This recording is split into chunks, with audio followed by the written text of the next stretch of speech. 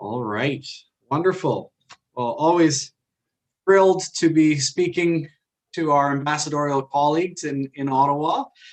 Hello, my name is Robert Baines. I am the president of the NATO Association of Canada, a charitable NGO dedicated to informing Canadians about the value of security and the importance of NATO. That importance is something that most Canadians do not think of on a daily basis, not surprisingly, but it is something that it underlies every aspect of our lives. And we really do need to make sure that we think about it every once in a while. Today, I'm happy to help do that by talking about some of the relationships we have with some of our NATO allies across the sea. In this case, we are talking about Denmark, and I'm thrilled to introduce two of our discussant partners who will then in turn introduce our wonderful ambassador for us today. Eric Jackson is one of our program editors at the NATO Association of Canada. Adwet Sharma is one of his associates as well at the NATO Association, and they will both together take us through a discussion on the important issues that are touching on the transatlantic relationship today. Eric, Adwet, please take us away. Hello, everyone, and welcome to our series of events discussing the future of North Atlantic cooperation. My name is Eric Jackson, and I am the program editor for Canada's NATO and ambassador coordinator at the NATO Association of Canada. We are a not-for-profit organization aimed at educating Canadians on the value of security and the importance of NATO. And my name is Adwet Sharma. I am a research analyst and an ambassador coordinator at the NATO Association of Canada. We are absolutely honored today to be joined by Her Excellency Hanne Fugl Eskjaer, Denmark's ambassador to Canada. Thank you for joining us, Ambassador. Pleasure to be with you. Just a brief introduction to our honored guest this afternoon. So Ambassador Hanne Fugl Eskjær moved to Ottawa in September of 2019, where she enjoys strengthening the already strong bonds between Canada, Denmark, Greenland, and the Faroe Islands. The ambassador was previously the Arctic ambassador and the head of the North America Department in Copenhagen.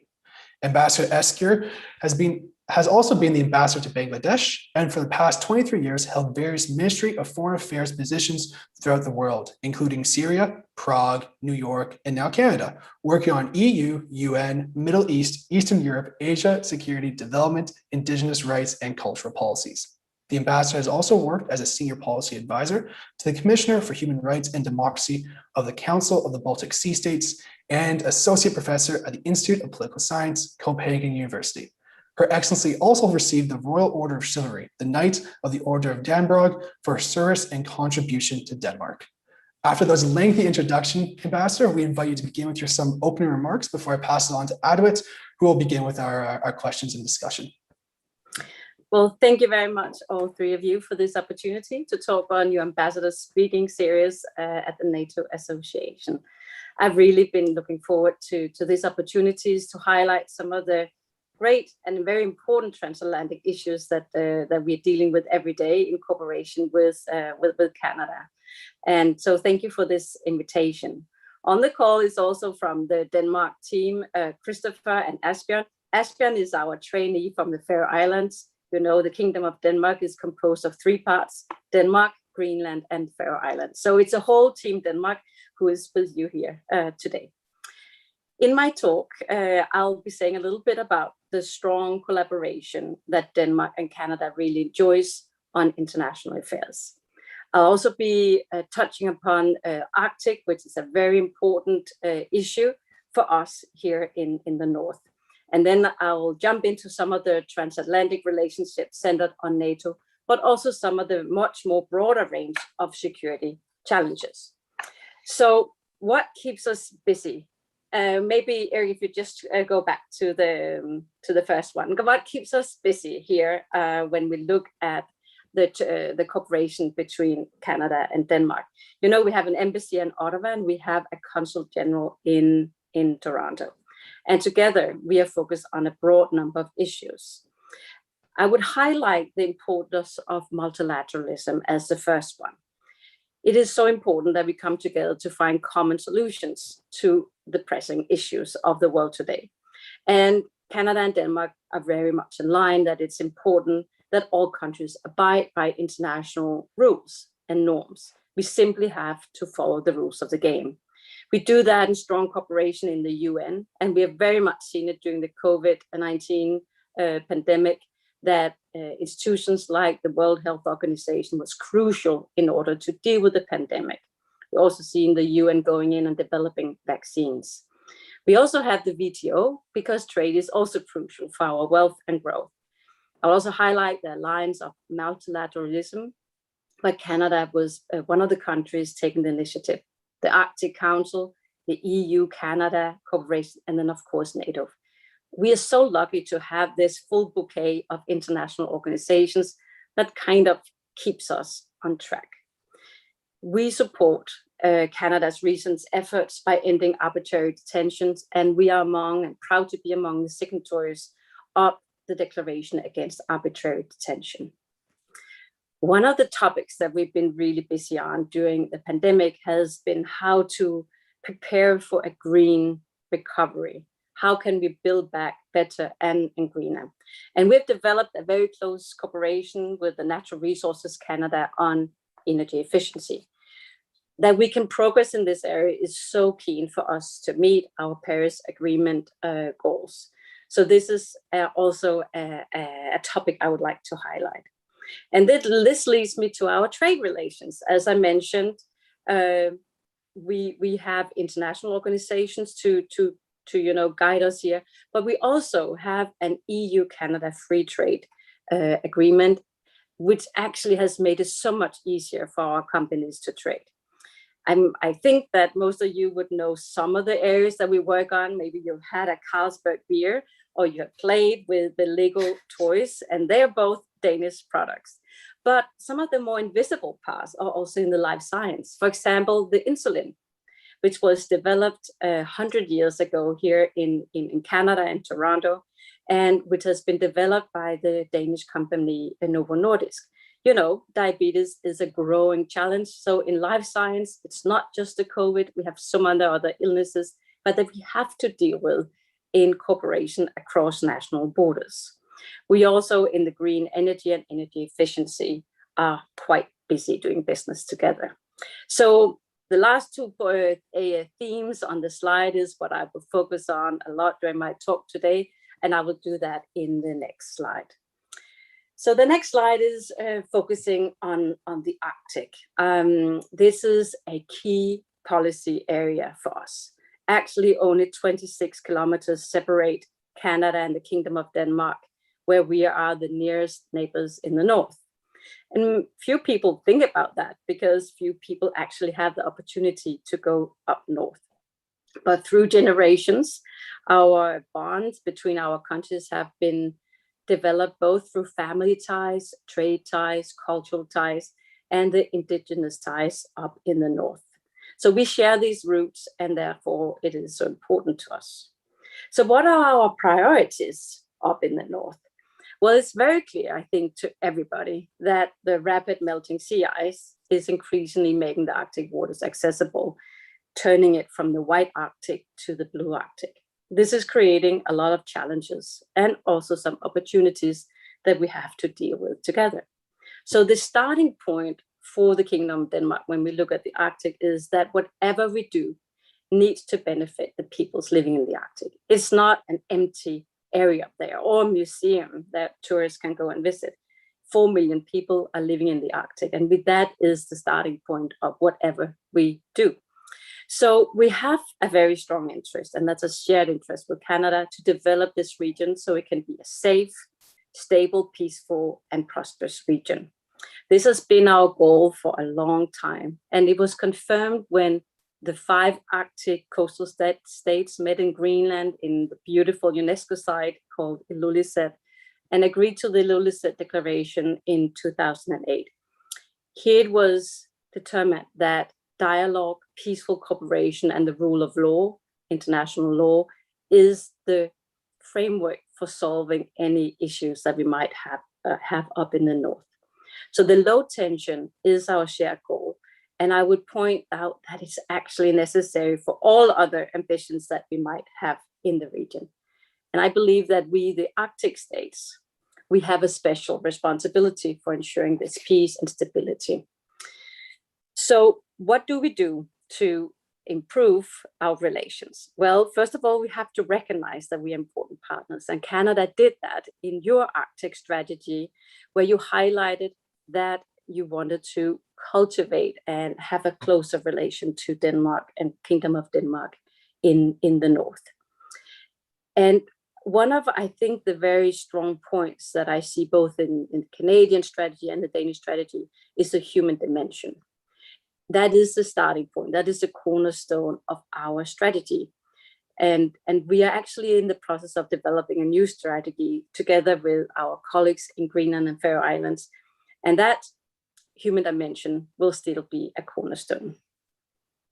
The Arctic Council, where I was representing Kingdom of Denmark for 3 years before I had the privilege to move to Canada, is the most important forum for Arctic governance. Next week, the 8 Arctic foreign ministers will gather for the Arctic Council ministerial meeting in Iceland. They do that together with the 6 permanent representatives of Indigenous groups. And there it will be the end of a 2-year chairmanship of Iceland, and Russia will take over the chairmanship. And I think that despite the geopolitical tensions in many parts of the world, and the risk of that sneaking in on the Arctic as well, we have managed to do our work in the Arctic Council. We have managed to keep a very strong cooperation to generate new knowledge in all the working groups where experts from all the Arctic states and Indigenous groups, they work together. And we have actually managed to reach an agreement on 3 binding agreements, where the latest one is relating to the scientific cooperation. So I've been an eyewitness to this very well-functioning cooperation for 3 years. And I know it does not often steal the media headlines, but this is the reality. We every day are doing work together in the Arctic, generating trust and that benefits the people in the Arctic. We also have involved a number of non-Arctic states, such as China, India, South Korea, and some European countries. And the EU is also there at the table. Also, the non-Arctic states are delivering valuable contributions to the Arctic development.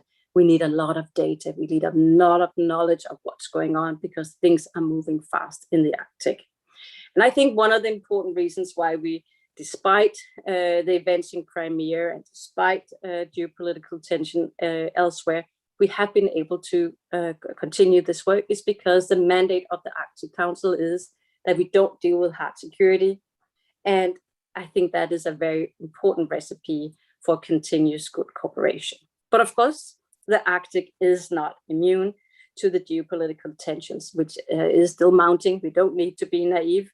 And we also see that that is a result of the rate of the changing climate, that there is great power politics going on and competition, which leads also to increased tension in this area. So we have seen that Arctic and non-Arctic states have increasingly directed military focus towards the Arctic, especially Russia. We have seen military capabilities going up. And although it's mainly of a defensive purpose, and although that we have to remember that in this harsh climate up north, military equipment is often very necessary in order to do civilian tasks such as search and rescue, such as climate, such as patrolling for fisheries. But we still have to keep a very close eye on development to not be surprised in a bad way one day. So the Kingdom of Denmark, we have also increased our presence and our situational awareness in the North Atlantic. And we are currently doing that with a new Arctic capability package with 300 million Canadian dollars in order to increase the surveillance, our command, control, and communication. And it's important for us that these capabilities are included in NATO's defense planning, because NATO has a role in the High North. 4 out of 5 of the Arctic coastal states are NATO countries, and we should be there to support each other. So we fully support that NATO has a role and contribute to the situational awareness. It's relevant for freedom of navigation, and it's relevant to ensure for example, that the important connection lines across the Atlantic are kept intact. So at the same time, when I look more directly at the Canada Kingdom of Denmark relation, I think we have a great opportunity to show that the Ilulissat Declaration is really there, and we can set an example of how, for example, you solve the issue of sovereignty based on international law and dialogue. Now turning more to Denmark in NATO, which is the cornerstone of the defense of our almost 6 million people. Yeah, we are a small country compared to Canada. And here, Canada and Denmark also share priorities. Our soldiers have fought side by side in various missions over the last 25 years. And we share a perspective, I would see, that I really see that after having moved to Canada, on how to deal with both the opportunities and also the new threats that we see emerging. Whether it relates to Russia's recent military buildup on the border of Ukraine, the NATO mission in Iraq, where Denmark took over the leadership after a very great leadership of NMI from Canada, but also the security threats that are stemming from climate change. I'll come back to that because I think that is a combination of challenges that we really have to be aware of. But before I do that, I'll just dig a little bit into, it will not be a long history lesson, I promise, but how our relation to NATO and our engagement in NATO has developed. And we have had some interesting twists and turns over the years. In this slide, you see kind of the 3 different phases over the NATO assignments and Denmark's involvement. And you could say in the first phase, during the Cold War, the alliance was very much based on deterrence, and that was also our engagement in it. Then we had the fall of the Berlin Wall, where we more developed into crisis management, for example, with the Gulf War, the wars in the former Yugoslavia and Afghanistan after 9/11. In the third phase, which is kind of where we are today, I call it back to the roots, where we have deterrence, but we also have crisis management, where we see, for example, Russian annexation of Crimea. We also have the campaign against ISIL, and then the NATO mission in Iraq that I just mentioned. I'll now dig into kind of the first phase, which is interesting if you look back. We don't often have the privilege to do so, but I'll just take a few minutes to do that today, where we all started when we were one of the 12 founding members of NATO in 1949. And it goes on the slogan, "Never again, April 9." That was the day where Denmark was occupied, even though we had a neutral stance until then in our international politics. That was a slogan that was adopted by the Danish people and by all major political parties in Denmark. But we had a choice back then. We could either return to neutrality, we could enter a Scandinavian defense union, or we could join the NATO. And the Danish parliament decided to join NATO in 49. But we didn't do that without a few reservations of our own. For example, was one condition that we would not have any NATO bases on Danish soil, except for the Thule Air Base in Greenland, where we have US presence. We did not accept nuclear warheads on Danish territory. As you can see on the little yellow badge, in general, we don't have nuclear energy either. There was a no thanks to nuclear anything, whether it be civilian or military. And that is still the case in Denmark. And then we didn't accept any allied military activity on Danish territories. But what is important for me to stress is that didn't preempt us from participating and hosting several NATO exercises and being very active. The last thing on the slide you see here is what we call the footnote politics. And that's a little special chapter in our history, in our relation to NATO, because in 82, we had an election which ended up in a minority coalition, where the policy was very much set on the economic terms. But on the foreign policy, the opposition actually managed to find a majority vote because they were skeptical about the arm race that took place in light of the worsening relations between East and West. That led to the very special situation that our government had to adopt the opposition's foreign policy on several occasions. This was called the Footnote Policy, and this led to Denmark actually opposing some of NATO policies, including on nuclear warheads. And this policy was not very popular among our allies, but it ended in the end of the 80s, so it didn't last for many years as a result of the West-East tension easing after Gorbachev took over, and then of course the ultimate fall of the wall and Soviet Union.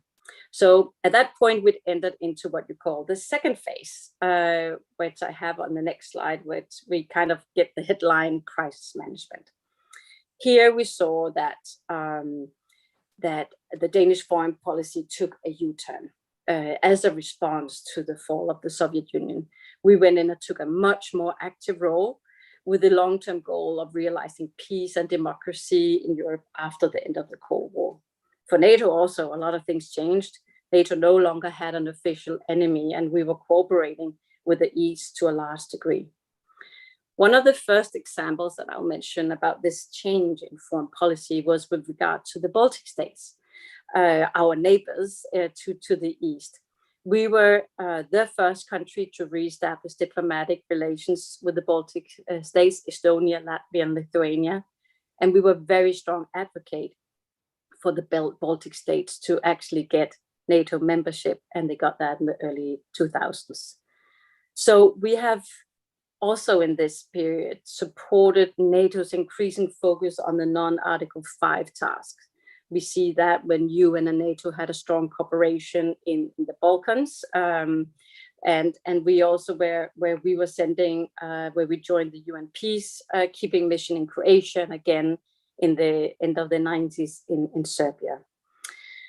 And when NATO for the first time activated Article 5 due to the 9/11 attack in New York, Denmark answered the call, and we sent our first troops to Afghanistan 2002 as part of the coalition of the willing. We were very active in a British-led contingent in Helmand province. And today, our presence in Afghanistan is actually limited to counseling and supporting the Afghani security forces. And in light of the US announcement to start withdrawing from Afghanistan, we will also do that in cooperation with and full coordination with our allies. And I'll just mention at the end, Iraq, our participation started with the overthrow of Saddam Hussein in 2003. And afterwards, we have been very engaged in, you could say, societal rebuilding mission, DANCON. But I'll come back to that a little bit more, because that is some of the missions that are still very relevant. Now turning to today, the current state of international affairs, where we kind of go a little bit back to the root, and at the same time, we are very much engaged in all the crisis management, which is still going on and which is necessary. On this slide, you see some of the challenges.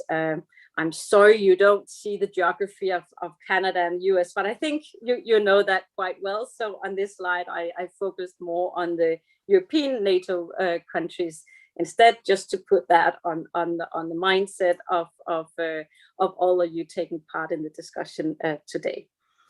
I'll start with this, what I call the geopolitical arc of uncertainty and instability, because Russia is still the central challenge for NATO. It is very important that Europe and Canada and US act on this with a common approach. We need a robust response to destabilizing actions, such as we've seen with the recent sanctions that we adopted.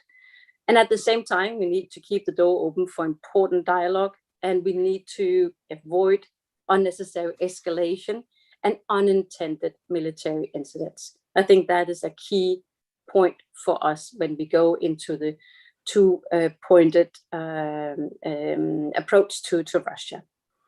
Russia's military activity around the Baltic Sea area is a high priority for Denmark. And as part of NATO's deterrence, Denmark is active in what we call the enhanced forward presence in Estonia, with around 200 deployed soldiers. And we are very happy and appreciate that our neighbors in Latvia is under Canadian leadership. We also look at, when we look at arm control, which is also important to manage uncertainty, very positive that the New START agreement between US and Russia has been extended by 5 years. Terrorism is also something that is very natural that NATO is engaged in. The fragile situation in parts of Africa, Middle East, Central Asia is made worse by climate change and the current pandemic, which contributes to increasing migration and new potential for conflict.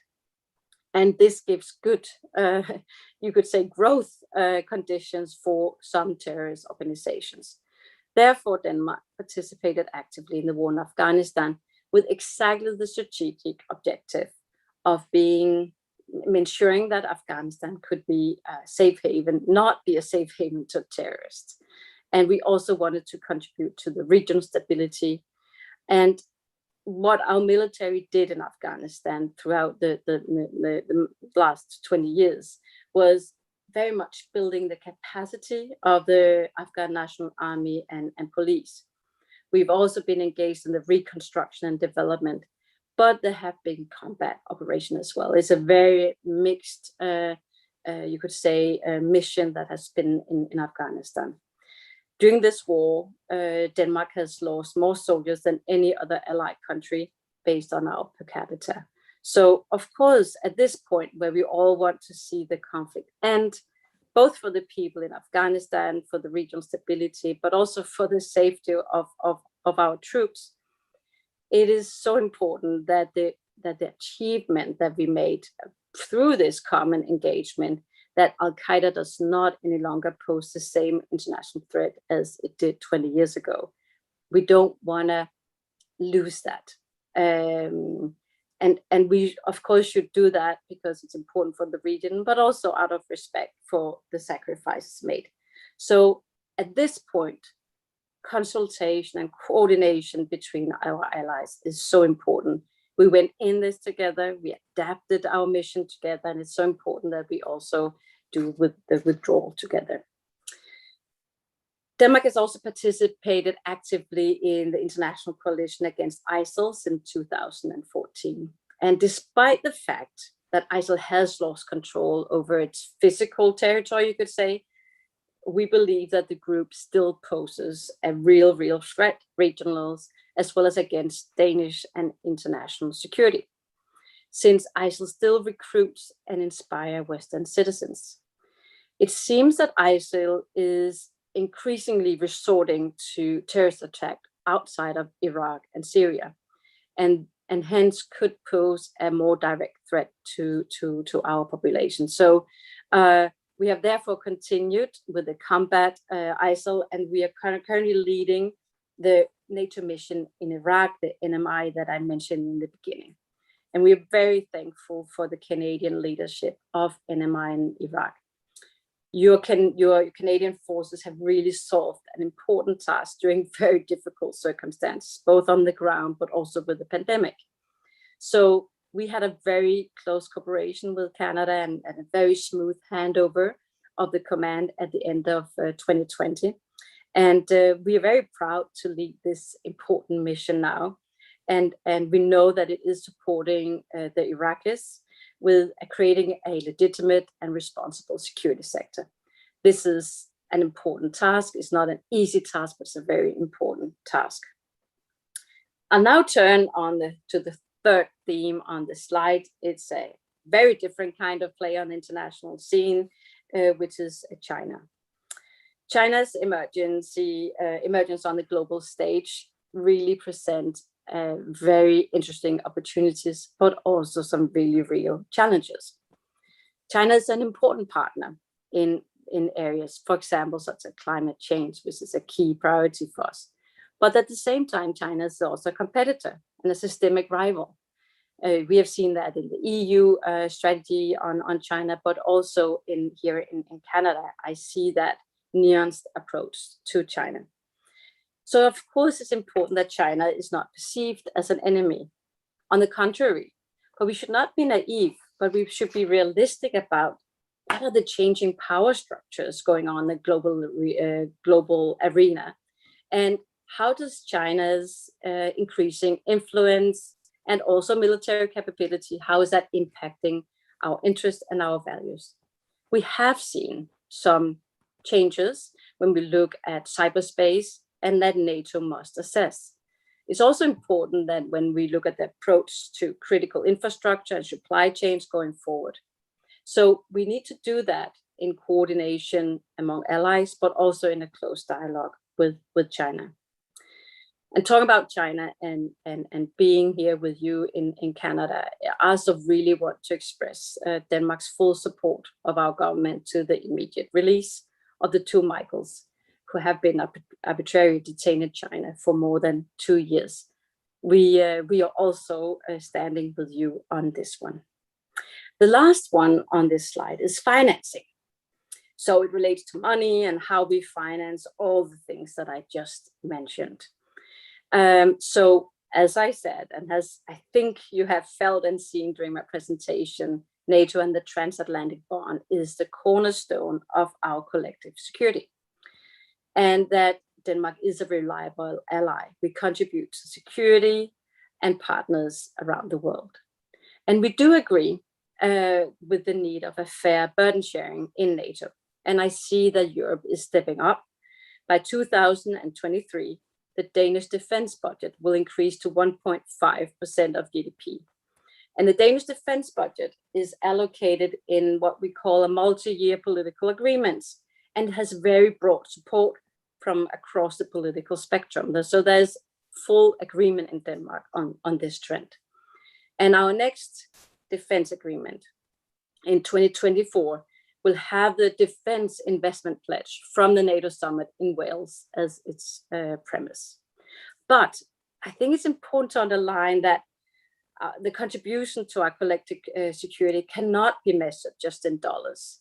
Just as Canada, we believe that all three C's, both the cash, the capabilities, and the contributions are important. And Denmark offers the right capabilities to NATO, and we step up and deliver in operation also when things are difficult, for example, in Afghanistan and Iraq. And we also contribute substantially to the Baltic Sea security and the Arctic capability package that I just mentioned. I think is an important component to NATO's collective security in the North Atlantic. So we have to keep the full picture, and I know that that is also very much the approach of Canada. I'll now turn to my last slide, and where I will try to look a bit ahead. It is clear that Denmark and Canada and our allies are facing a changing geopolitical dynamic. This presents opportunities and challenges, and for Denmark it is clear, as I think is also your association's approach, that multilateralism and well-functioning international institutions remain crucial and will always be our preferred policy option. So to us, that entails a strong engagement both in the UN and in NATO and the EU. And in terms of our security and defense policy, I think it's important that we look at a much broader concept of security. Denmark is therefore also campaigning now for a non-permanent seat at the UN Security Council, but only for the years 25-26, so a bit into the future. It has been 20 years since we last were contributing directly at the council. But we have seen that security today is much more than the defense of a territory through military means. That part is important, of course, but we need to go up broader. For example, when cyberspace is used to hurt our companies and national infrastructure, it creates a threat right here and now. And when information campaigns, for example, and interference in our democratic elections directly affect our free society, that is also a threat.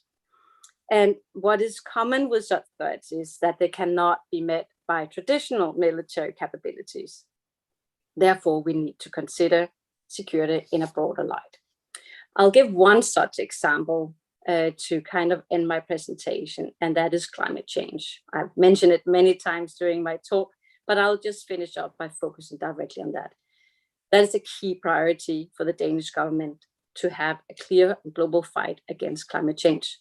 Both the Danish and Canadian prime ministers were participating in President Biden's recent climate summit. And there is no doubt in my mind that climate change will be one of the defining policy areas of our time. And this also has implications for our multilateral cooperation in NATO.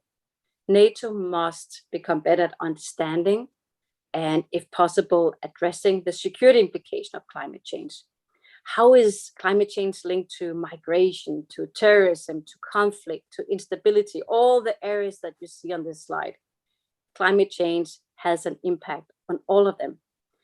And at the same time, we think that NATO should also develop a real climate policy which supports a reduction in the military CO2 emissions. This, of course, without jeopardizing the overall purpose of our alliance. So in conclusion, Denmark will work positively and engage towards ensuring a NATO that is equipped to deal with both current and future challenges and opportunity. And at the same time, we will work for peace and stability through collaboration with other multinational organizations like UN and EU. And we therefore fully support the ongoing and really interesting and ambitious update of the NATO strategic concept as part of the NATO 2030 initiative.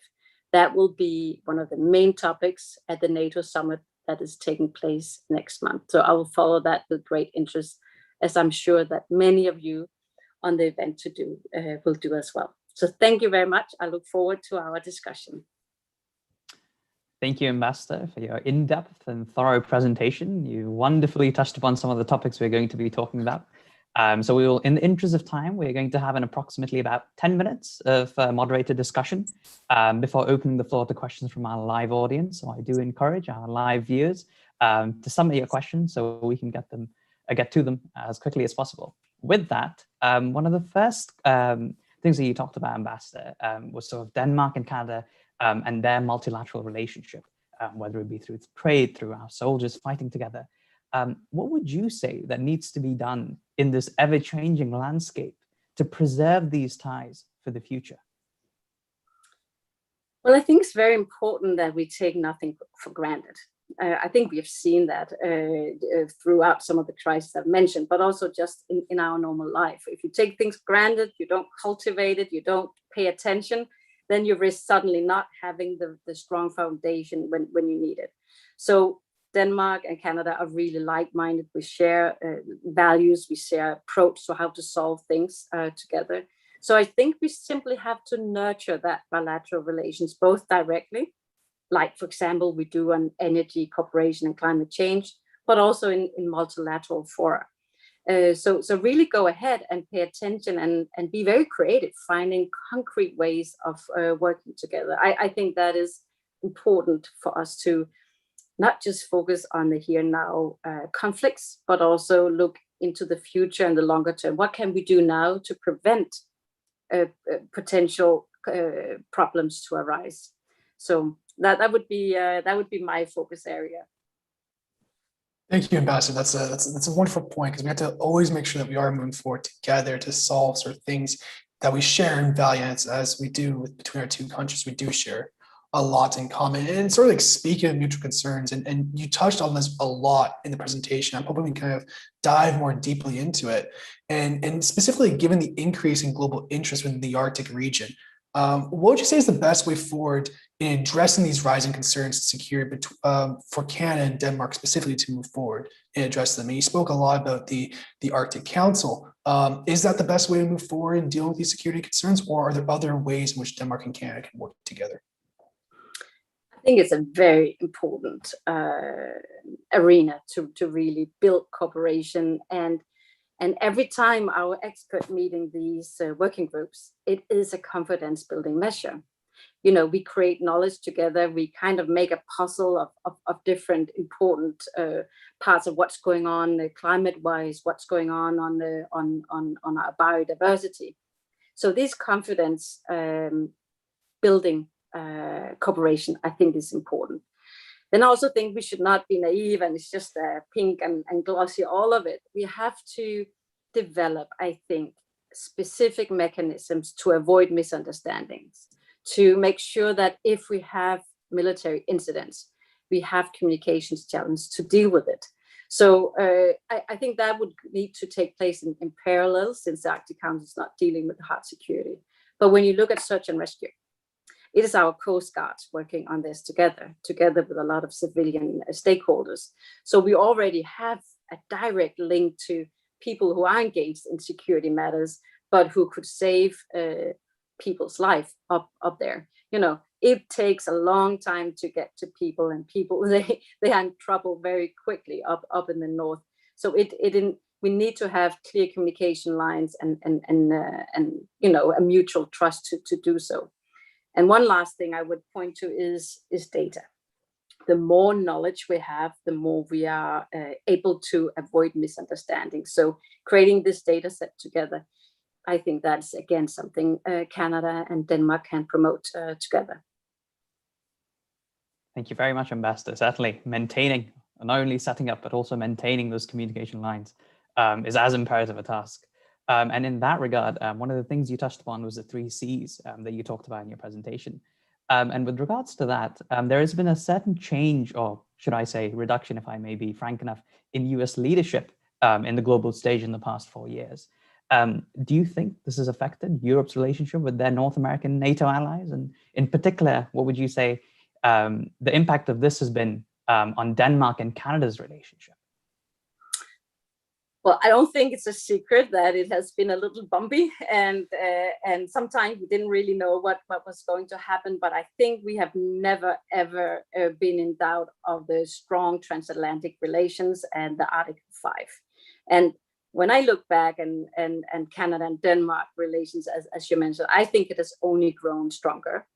I think we are only maybe have been more focused on what a privileged relation we have and how much we have in common.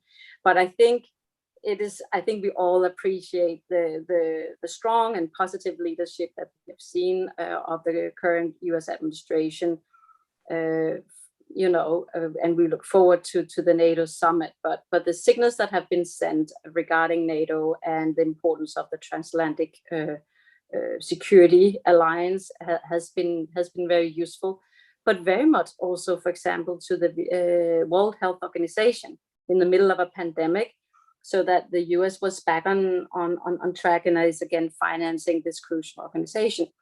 It's just really helpful for the agendas and the goals of Canada and Denmark.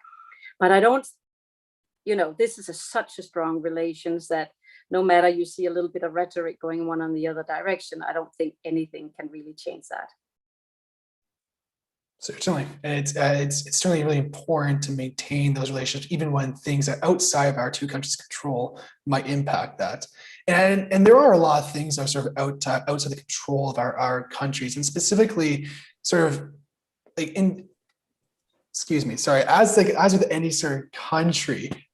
There's an overlap in sort of regional organizations. So, like, for example, Denmark is very close to countries who are not NATO member states, but shares EU membership with those countries. And on the contrary, you share NATO membership with Canada, but obviously we're not part of the EU. And there are those not yet. Not yet. No, I'm just joking. and there are sort of possible competing sort of agendas that come with those sort of different memberships. How does Denmark work and sort of go through those different agendas, or understand and work with these different ideologies of memberships, and how do they work with their NATO member states and their non-NATO member states? Actually, I see that as just a win-win. You know, we are able to be bridge builders. To us, it's really important that NATO and the EU and the UN complement and supplement each other in our activities. So I see that as actually as an advantage. We can bring new perspectives to the table when we meet in the NATO. We can translate messages from NATO to the EU table.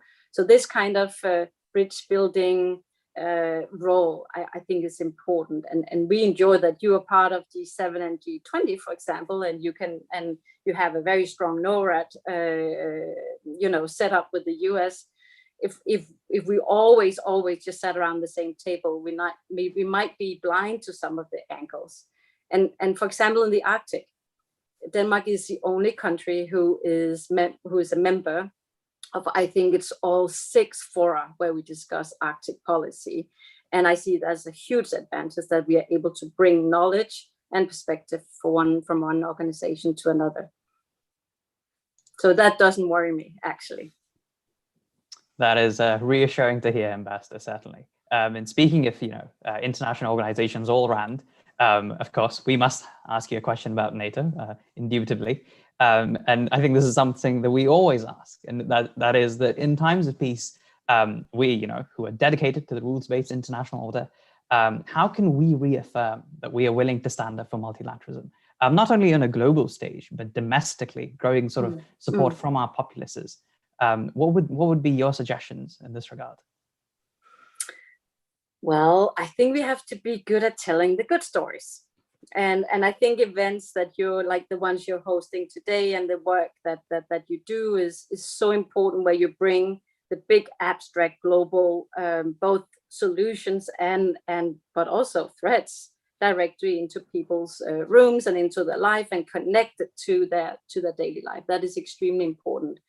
And we know how the media landscape works. When things are in trouble or where there are difficulties, disagreements, it hits the headlines.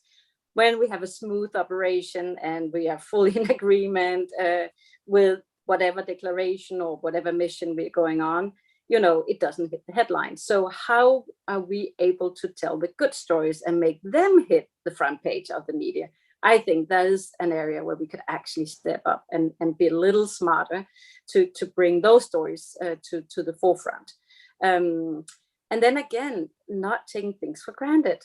We live in a quite peaceful world, and then suddenly we have an election and we're not sure what we see on social media.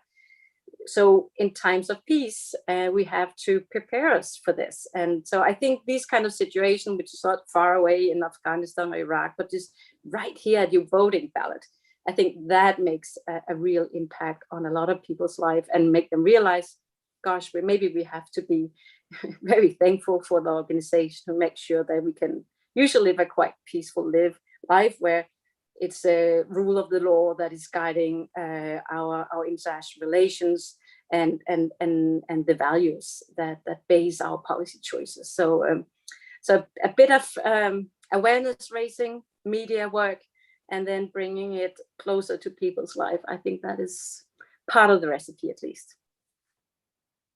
Excellent.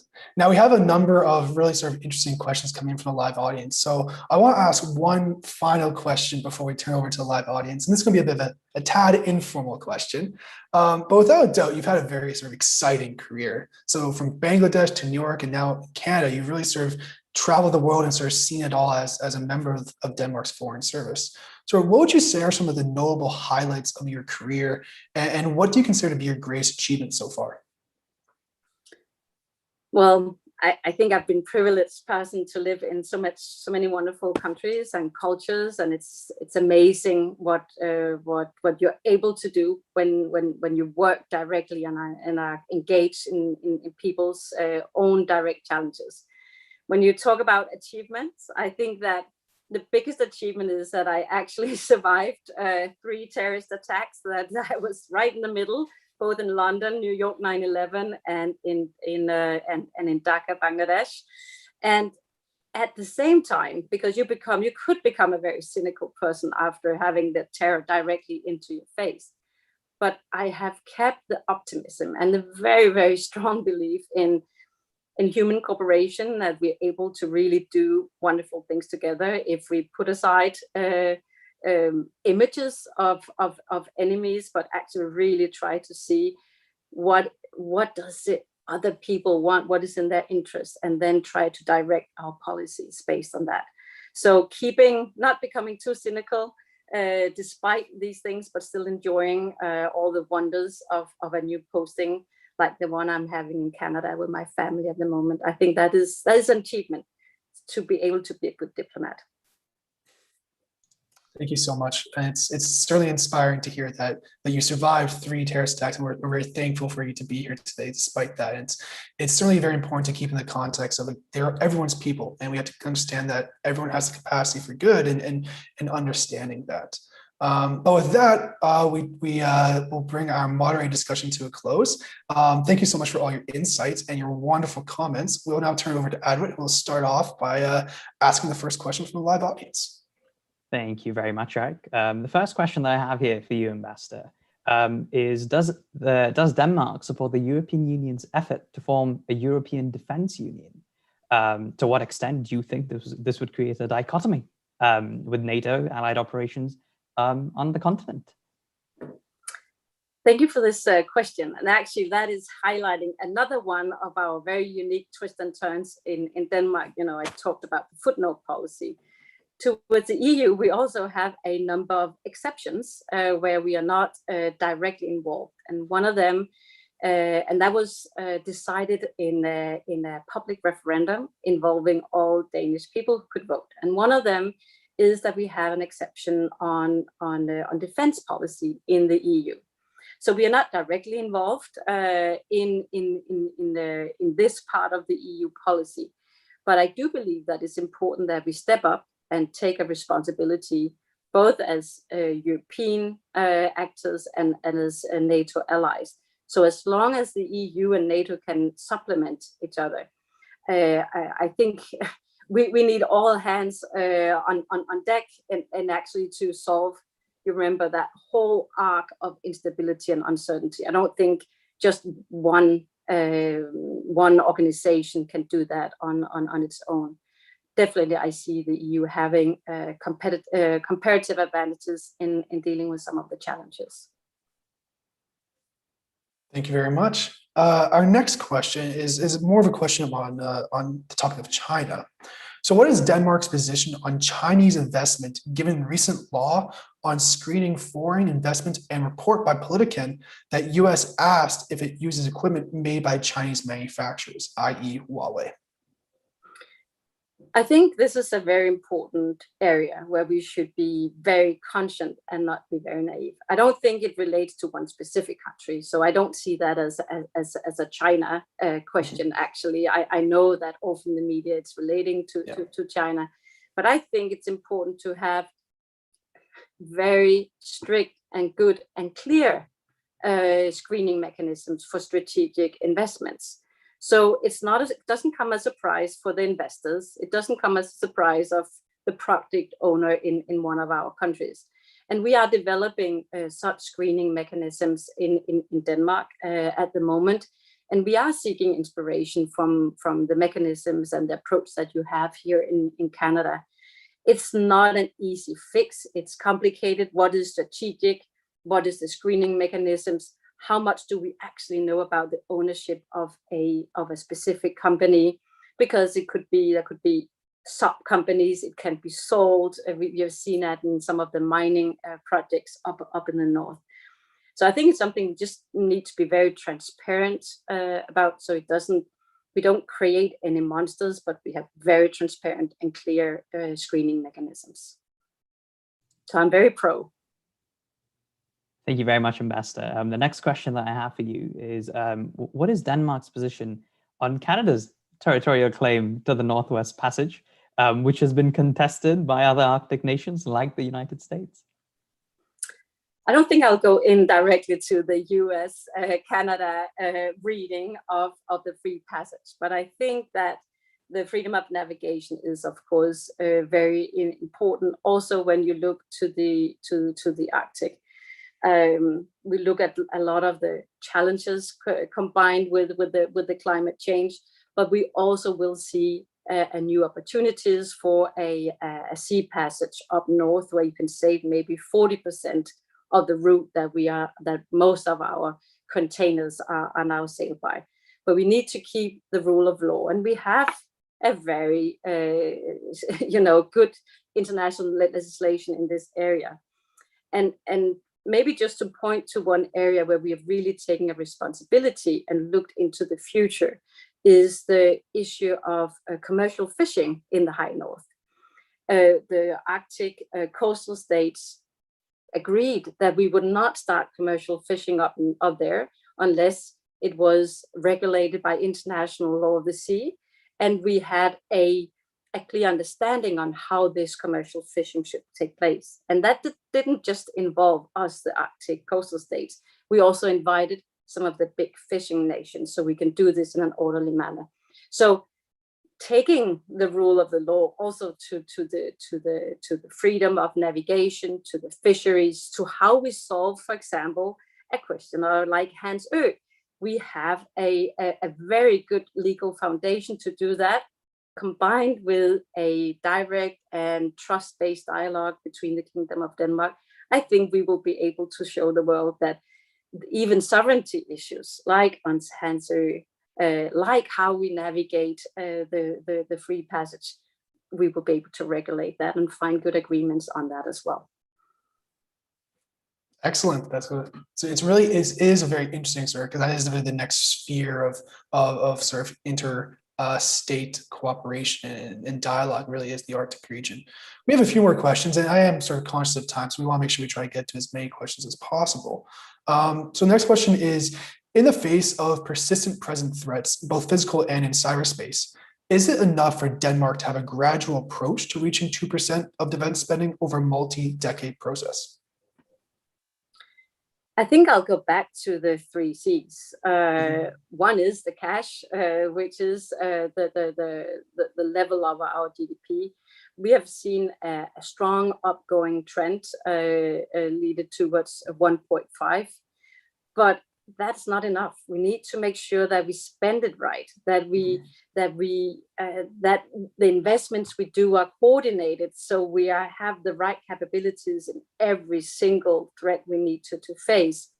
So I think it's a realistic approach. The Wales ambition is integrated in our defense budget and our defense spending, but we also want to make sure, for example, that we contribute.